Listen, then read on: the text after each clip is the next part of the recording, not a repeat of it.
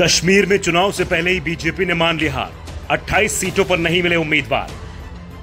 राज्य की 90 सीटों में से सिर्फ 72 पर ही चुनाव लड़ रही है बीजेपी।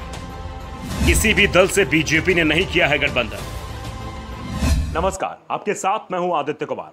जम्मू कश्मीर विधानसभा चुनाव में उतरने से पहले ही बीजेपी ने हार मान ली है। राज्य में नामांकन का काम पूरा हो चुका है और बीजेपी को राज्य की 90 सीटों में से 28 पर उम्मीदवार ही नहीं मिले हैं। राज्य में सरकार बनाने का दावा करने वाली बीजेपी सिर्फ 72 सीटों पर चुनाव लड़ रही है। जम्मू कश्मीर विधानसभा में बहुमत का आंकड़ा 46 का है। ऐसे में तय माना जा रहा है कि बीजेपी के लिए बहुमत हासिल करना बेहद मुश्किल है। सबसे बड़ी बात तो यह है कि बीजेपी ने जिन 28 सीटों पर उम्मीदवार नहीं उतारे हैं वो सभी सीटें कश्मीर रीजन की हैं, यानी जम्मू रीजन से ही बीजेपी को कुछ उम्मीद दिखाई दे रही है। वैसे देखा जाए तो लोकसभा चुनाव ने इन उम्मीदों को कम ही किया है। बीजेपी ने जम्मू रीजन की दोनों लोकसभा सीटें भले ही जीत ली हों, लेकिन जीत का अंतर इस बार बेहद कम रह गया था। ऐसे में कांग्रेस को उम्मीद है कि वो जम्मू रीजन में बीजेपी के हाथ से कई सीट छीन सकती है और अगर कांग्रेस का प्लान कामयाब रहता है तो बीजेपी को जबरदस्त झटका लगना तय माना जा रहा है। एक तरफ बीजेपी ने जम्मू रीजन की सभी 43 सीटों पर उम्मीदवार उतारे हैं, तो कश्मीर घाटी की 47 सीटों में से केवल 19 पर ही उम्मीदवार उतारे हैं और 28 सीटें खाली छोड़ दी हैं। ऐसे में बीजेपी की कोशिश जम्मू रीजन की 43 सीटों में से अधिकांश सीटों पर जीत की होगी।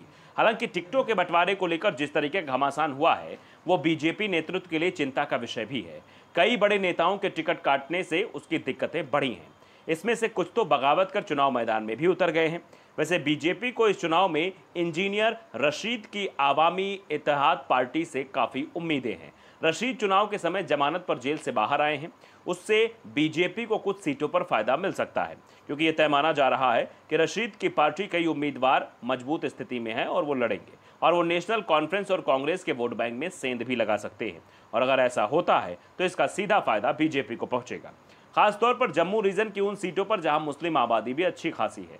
इसके अलावा सज्जाद लोन, अल्ताफ बुखारी और गुलाम नबी आज़ाद के उम्मीदवारी घाटी के कई सीटों पर प्रभावी हो सकते हैं। बीजेपी कई निर्दलीय उम्मीदवारों की भी मदद कर रही है, लेकिन ये सब वो पर्दे के पीछे रहकर कर रही है, क्योंकि बीजेपी को एहसास है कि कश्मीर घाटी में उसके खिलाफ ज़बरदस्त लहर चल रही है। लोगों में गुस्सा है। बीजेपी को कश्मीर में लोग नापसंद करते हैं और इसलिए पार्टी ने कश्मीर की अधिकांश सीटों पर उम्मीदवार भी नहीं उतारे हैं।